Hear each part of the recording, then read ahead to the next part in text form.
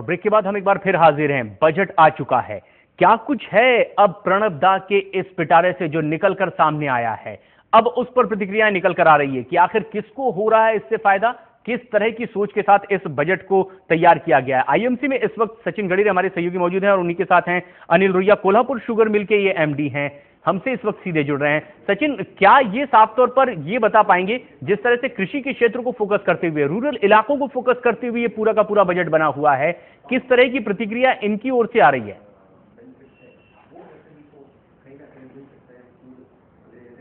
हम एक बार फिर इन तक पहुंचने की कोशिश करेंगे। जिस तरह से ये पूरा का पूरा बजट ये माना गया है कि रूरल इलाके को फोकस करते हुए बनाया गया है और ये भी कोशिश की गई है कि सीधा फायदा उन तक के पहुंचे। ये लगता है पहली बार कुछ ऐसी कोशिशें की गई है। जी बिल्कुल, बात ये सही है। और एक्चुअली पिछले साल 2 साल पहले जब यूआईडी की घोषणा हुई थी तभी इस बात का अंदाजा आया था कि इसका मतलब यूनिवर्सल आइडेंटिफिकेशन के जरिए सही मायने में बेनिफिशियरी कौन है, इस बात का पता गवर्नमेंट लगाना चाहती है। अब ये पता चलेगा कि वाकई में किसान कौन है, वाकई में बीपीएल फैमिली के मेंबर्स कौन कौन है। ये आइडेंटिफाई करने के बाद जब आपको मालूम है कि ये लाभार्थी है जिसको मुझे लाभ पहुंचाना है, तो एक बार यूआईडी कार्ड का रोजाना 10 लाख के तादाद में अगर इम्प्लीमेंटेशन हो जाता है तो शायद इस साल के अंत तक सारी सब्सिडी, चाहे वो फूड की हो सब्सिडी, चाहे वो फ्यूल की हो, चाहे फर्टिलाइजर की हो, हर किस्म की सब्सिडी डायरेक्टली बेनिफिशियरी को इलेक्ट्रॉनिकली उसके कार्ड पर क्रेडिट हो जाएगी। और यही जरूरत भी महसूस की जा रही थी कि आखिर जिसके लिए कायदे बनाए जा रहे हैं, सब्सिडी जिसको दी जा रही है, क्या उससे मिल भी रहा है या फिर बीच में ही कोई फायदा इसका उठा ले रहा है। और किसानों के लिए मानना यह बेहद जरूरी है क्योंकि किसानों के लिए बहुत सी सब्सिडी दी जा रही है लेकिन फायदा कोई और उठा रहा है। अनिल रुइया कोल्हापुर शुगर मिल के एमडी हैं, इस वक्त आईएमसी में बैठे हुए हैं। हमारे सहयोगी सचिन गढ़ीरे यहां पर मौजूद है। सचिन, जिस तरह से अब ग्रामीण इलाकों को फोकस करते हुए बहुत से प्रावधान तैयार किए गए हैं, क्या उसमें ये एक अहम बजट के तहत ये माना जाए कि ये किया गया है? हम एक बार फिर बात करेंगे, इनसे जानने की कोशिश करेंगे। जिस तरह से ये एक ऐसा बजट बनाया गया है कि रूरल इलाकों में ये सीधे सीधे पहुंच पाए, लेकिन कुछ चीजें ऐसी भी है जिसमें यह माना गया है कि अब तक के इस ओर ध्यान नहीं गया था।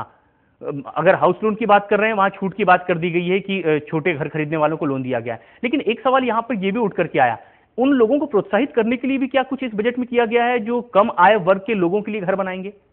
जी देखिए, ये बात अलग है कि इसमें मतलब कम आय के लोगों के लिए घर बनाना मतलब बिल्डर को इनकरेज करना। बिल्कुल। अब गवर्नमेंट ने पॉलिसी चेंज की है, इसका मतलब ये होता है वो कंज्यूमर को, कस्टमर को वो प्रोत्साहित करना चाहता है और फिर उसके अगर 20 लाख 25 लाख तक उसको लोन मिल सकता है तो 25 लाख तक के घर बिल्डर ने बनाने चाहिए। और मार्केट ड्रिवन इकोनॉमी में हमेशा ही मार्केट को क्या चाहिए उस तरह से उसका सप्लाई होना चाहिए। तो इनफैक्ट बिल्डरों को अपनी आदत बदलनी होगी कि अब करोड़ों के फ्लैट्स नहीं बिकेंगे, अब कंज्यूमर को जो चाहिए उस हिसाब से उनको सप्लाई करना होगा। यानी आपूर्ति हमें वो देनी होगी जिसके डिमांड अब की जा रही है। यानी सरकार ने अपनी पॉलिसी चेंज की है। इसे हम अप्रत्यक्ष रूप से कानून बदलना भी कह सकते हैं। भले ही ये कानून नहीं बना है, एक व्यवस्था को बदलने की कोशिश ये की गई है और ये व्यवस्था बदलने की कोशिश साफ तौर पर इसलिए पहली बार एक ईमानदार कोशिश दिखाई दे रही है क्योंकि हिंदुस्तान ग्रामीण इलाकों में बसता है और इनके लिए सीधी ईमानदार कोशिश क्या की गई है,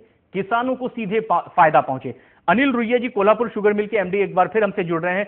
अनिल जी, जिस तरह से ये पूरा बजट निकल कर आया है, ग्रामीण इलाकों को फोकस करते हुए बनाया गया है, आपकी आवाज नहीं आ रही है। किस तरह से प्रतिक्रिया आपकी निकल कर आ रही है इस पूरे के पूरे बजट पर?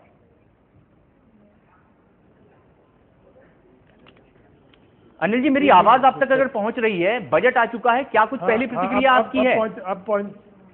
देखिए, साधारणतः बजट ठीक है, उसकी जो बजट की दिशा है वो ठीक है।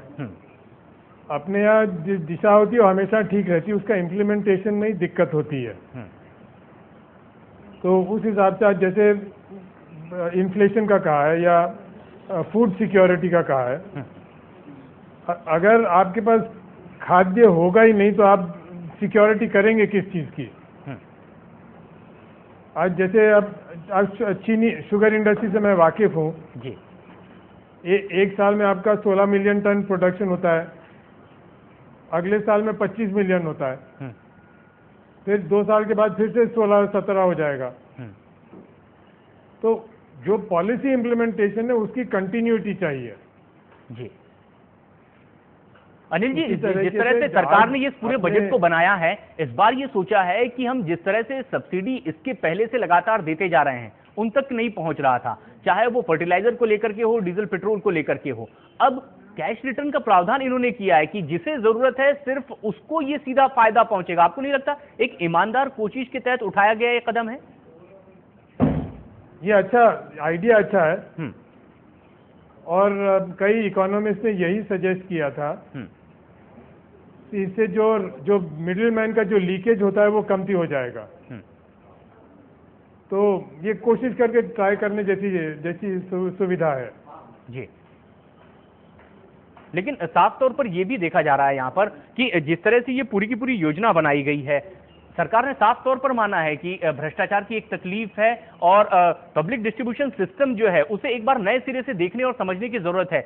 उसके लीकेज की बात खुद सरकार ने स्वीकार की है, वित्त मंत्री ने खुद स्वीकार की है। आपको लगता है ये एक ईमानदार कोशिश है? कम से कम हम चीजों को समझ तो रहे हैं, उसके बाद इस पर सकारात्मक कदम भी उठाए जा रहे हैं। अगर आपको लगता है कि सरकार ये चीज पहले नहीं समझती थी तो उसमें आपकी और मेरी गलती है। समझ सबकी है। अपने आज वित्त मंत्री को मैं बोल सकता हूं कि उनका ऑनेस्ट इंटेंशन है, परंतु उसको इम्प्लीमेंटेशन वो वित्त मंत्री तो खुद करेंगे नहीं। उसके अंदर कई श्रेणियों के लोग इन्वॉल्व होंगे, तो वो सब होना चाहिए। और ये जो यूआईडी स्कीम है जी, अगर यूआईडी स्कीम के जो उसके अंदर कार्ड इशू होंगे उनको ठीक से इस्तेमाल किया जाए तो लीकेज बहुत कमती हो जाएगा पहले से। जी और इसीलिए इस कार्ड के लिए कहा गया है कि रोजाना 10 लाख कार्ड डिस्ट्रीब्यूट किए जाएंगे और सीधे तौर पर अब इसका फायदा होते हुए दिखाई देगा। जिस तरह से ग्रामीणों के और खासतौर पर कृषि के क्षेत्र को फोकस करते हुए ये बनाया गया है, आपको क्या कुछ ऐसा लग रहा है जिसकी उम्मीद किए आप बैठे थे और वो पूरा नहीं हो पाया? नहीं, हो जाएगा। मेरे को लगता है ये स्कीम बहुत बढ़िया है और अगर यूआईडी खास करके पहले अपना कृषि क्षेत्र में इस्तेमाल करें तो सबको मतलब लोकल डिस्ट्रिक्ट लेवल से पता है, ग्राम पंचायत से पता है कि कौन एक्चुअली कृषि करता है कौन नहीं करता है। जी आज आप देख लीजिए, जब से नरेगा आया है तो सब रूरल एरिया में पूरा वातावरण ही बदल गया है। जी पर उसके अंदर नरेगा में भी लीक है, उसको अवॉइड करना है। जी ये एक ऐसी चीज है जिसके लिए इंतजार तो करना ही होगा कि आखिर जब नई घोषणाएं की गई है किस तरह से इसे अमल में लाया जाएगा और किस तरह से ये कदम उठाने के लिए एक रास्ता बनाया गया है। अब इस पर आगे चलना होगा। आज तो बजट की घोषणा हुई है, इसके बाद इस पर आगे चलने की बात है और आगे किस दिशा में और किस रफ्तार में हम बढ़ पाएंगे ये अब देखने वाली बात है। फिलहाल आपने हमसे अनिल जी बात की, शुक्रिया आपका बहुत बहुत। और ये एक ऐसा अहम मसला है जिस पर लगातार बात हो रही थी कि अगर हम समझें तो कि आखिर हो क्या रहा है, जरूरत किस चीज की है। और अब यूनिक आइडेंटिफिकेशन कार्ड जो रोजाना 10 लाख की तादाद में बटेगा, ये इसीलिए सख्त कदम उठाने की बात कही गई है कि जिन्हें फायदा पहुंचाना है क्या उन्हें मिल भी पा रहा है। निरंजन जी, सबसे अहम बात ये माना यह जा रहा है कि अब तक के छला ही गया है जनता को, इसलिए शायद यकीन बहुत जल्द नहीं हो पाता, घोषणाएं चाहे जो भी हो। इसलिए लगता है कि वक्त तो लगेगा विश्वास पैदा करने में। ये वक्त तो लगेगा विश्वास पैदा करने में, ये तो बात तो है ही। लेकिन जो अभी हमारे गेस्ट भी जो कह रहे थे कि इस पर अमल कैसे होगा, कब होगा, अब तक क्यों नहीं हुआ, अब तक तो पता था। बात ये है कि इस तरह से व्यवस्था जब बदलनी है तो आज 5 लाख से ज्यादा राशन दुकान भारत में है और 5 लाख के राशन दुकान एक दिन अगर आप अचानक एक दिन बंद नहीं कर सकते हो। तो उसके लिए अगर आपको कोई पर्यायी व्यवस्था लानी है, उसके लिए कोई बेहतर सॉल्यूशन आपको पब्लिक डिस्ट्रीब्यूशन सिस्टम के लिए लाना है, तो धीरे धीरे ही वो स्विच ओवर हो सकता है। अचानक एक दिन में या एक महीने में सारे राशन दुकान बंद कर दो और बेनिफिशियरी को पैसा देना शुरू करो। सही मायने में बेनिफिशियरी कौन है ये भी तो पता नहीं था। तो पहली स्टेप ये थी कि उसको पता करें। उसको कैसे पता करें? तो 2011 का सेंसस हो रहा है, उससे पता चलेगा कि वाकई में बीपीएल बेनिफिशियरी कौन है, फार्मर बेनिफिशियरी कौन है। वो बेनिफिशियरी पता चलने के बाद उसका आइडेंटिफिकेशन बनेगा, इलेक्ट्रॉनिक क्रेडिट कार्ड जैसा वो कार्ड होगा। अब आइडेंटिफाई होने के बाद उसको इलेक्ट्रॉनिकली फंड ट्रांसफर हो जाएगा, उसका जो मंथली सब्सिडी होगी तो उस बेनिफिशियरी को वो डायरेक्टली मिल जाएगा, सीधा सीधा होगा और लीकेज संभवतः इसी से बंद हो पाएगा। बिल्कुल यही वो जोड़ होगा जो लीकेज को बंद करेगा। कम से कम बहुत गंभीरता से इस बारे में सोचा भी गया कि ये लीकेज आखिर कहां पर है और किस तरह से इसे बंद किया जाएगा। बजट आ चुका है, अलग अलग तरह से प्रतिक्रियाएं भी आ रही है और इस वक्त हमसे सीधे जुड़ रहे हैं पार्थ सारथी बंदोपाध्याय जी, जनरल मैनेजर हैं आप रिलायंस पेट्रोल के। आपका बहुत बहुत स्वागत है समय मुंबई में। पार्थ सारथी जी, किस तरह से इस पूरे बजट को आप देखते हैं? मेरा जो ऑब्जर्वेशन है, this is very progressive budget जी, एंड हमारा फाइनेंस मिनिस्टर जो लास्ट ईयर का जो बजट है उसका एक्स्ट्रा किया है, उसके आगे लेके गया, and he has focused in all sectors. His major focus is in agriculture, and that is very impressive in the consideration. If you see, he has given quite big amount of money allot किया है for that growth. ये एक सबसे अहम बात भी है कि किस तरह से यहां पर उम्मीद की जा रही है उद्योग जगत से जुड़े हुए, और सबसे अहम बात है कि भवन निर्माण से जुड़े हुए निरंजन हीरानंदानी इस वक्त हमसे सीधे जुड़ रहे हैं, आईएमसी में मौजूद हैं। निरंजन जी, इस पूरे बजट को किस तरह से एक उम्मीद भरी निगाहों से हिंदुस्तान की जनता देख रही थी, आप और आपका पूरा वर्ग किस तरह से इस पूरे बजट को देख रहा है?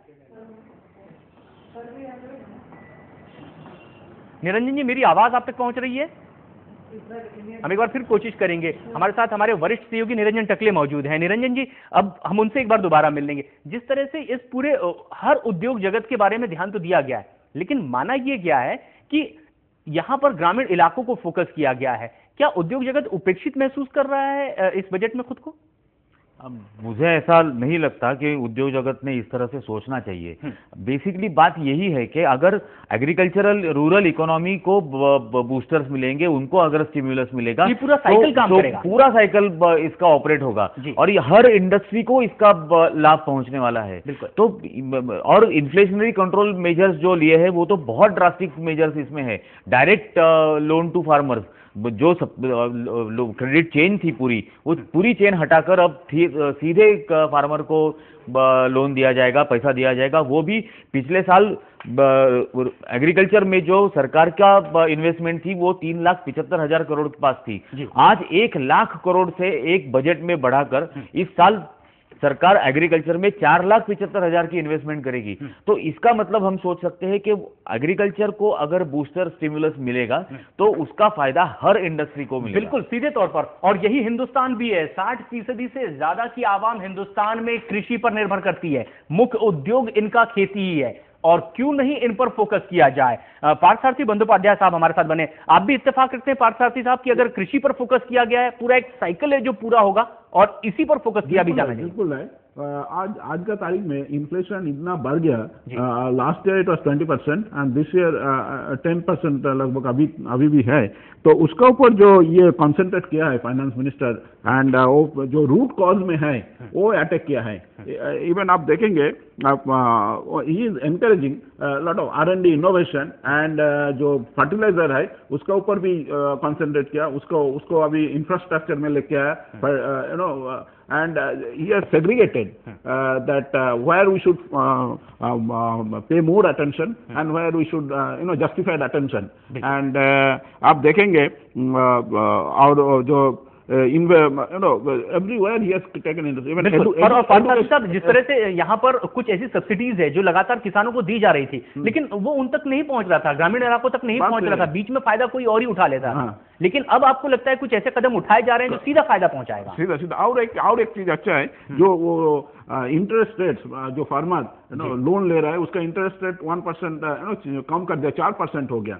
सो that is very very positive sign. वो आगे जाएगा, वो रिस्क लेगा, और रिस्क लेगा तो प्रोडक्शन बढ़ेगा, और प्रोडक्शन बढ़ेगा तो इन्फ्लेशन कम होगा। लेकिन एक चीज और वो कॉन्सेंट्रेट किया है जो मेरे को अच्छा लगा, that logistic that warehouse storing, जो one way hindrance to reach the user. और इसकी जरूरत महसूस भी की जा रही थी, Yes. और पिछले कुछ दिनों में जिस तरह से प्याज की बात हो रही थी, ये कहीं ना कहीं डायरेक्ट या इनडायरेक्ट रूप से इसी से जुड़ा हुआ था। और अब देखेंगे how the fruits जो पेरिसेबल है वो भी लगातार बढ़ रहा था, उसके ऊपर भी बोला वो that storage and all those distribution logistics he has fed everywhere and even और ये पूरी के पूरे ऐसे क्षेत्र हैं जो आपस में जुड़े हुए होते हैं और एक दूसरे पर असर करते हैं। भवन निर्माण के क्षेत्र से जुड़ा हुआ एक नाम निरंजन हीरानंदानी, इस वक्त निरंजन जी हमसे सीधे जुड़े हैं। निरंजन जी, समय मुंबई में आपका बहुत बहुत स्वागत है। इस तरह से जो बजट सामने निकल कर आया है, क्या कुछ प्रतिक्रिया है आपकी? has not come it's not come, only a very mention in the. Niranjan जी, मेरी आवाज आप तक पहुंच रही है? हाँ जी, आप किस तरीके से इस पूरे बजट पर रिएक्ट करते हैं? आप भवन निर्माता हैं, क्या कुछ आपको लगा है, कितना फायदेमंद एक हिंदुस्तानी के नजरिए से इस पूरे बजट को देखते हैं आप?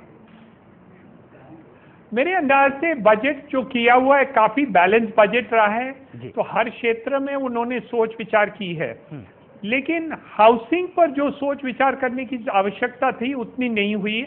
जरूर उन्होंने प्रायोरिटी लोन्स पर बढ़ा दिया है, 5,000 करोड़ रुपए हडको को दिए उनको सब्सिडी के हिसाब से, और मेरे अंदाज से उनको ध्यान तो दिया है, लेकिन अगले साल में जो टैक्सेस नए लगे थे हाउसिंग क्षेत्र के ऊपर उसको कोई हाथ ही नहीं लगाया है, और जो हाउसिंग में डेफिसिट है 23 मिलियन हाउसेस की डेफिसिट है, उसके लिए उन्होंने कुछ ज्यादा किया नहीं है कि ये 23 मिलियन हाउसेस हम फुलफिल कर सके। तो मेरे अंदाज से हाउसिंग में अब तक एक्सेप्ट एक सेक्शन उन्होंने जिक्र की अफोर्डेबल हाउसिंग के बारे में, उसकी फाइन प्रिंट अभी तक आई नहीं है, तो वो हमको स्टडी करने की जरूरत है, लेकिन बाकी जो है वो बहुत ही कम बेनिफिट दिया हुआ है, और जो टैक्सेस कम करने की जरूरत थी जैसे अंडर कंस्ट्रक्शन हाउसेस के ऊपर उन्होंने वैट लगाया है, तो वो वैट लगाने से काफी एडिशनल टैक्स हो जाता है for the housing plus stamp duty plus service taxes and other taxes. तो मेरे अंदाज से 30% of total construction cost becomes taxes.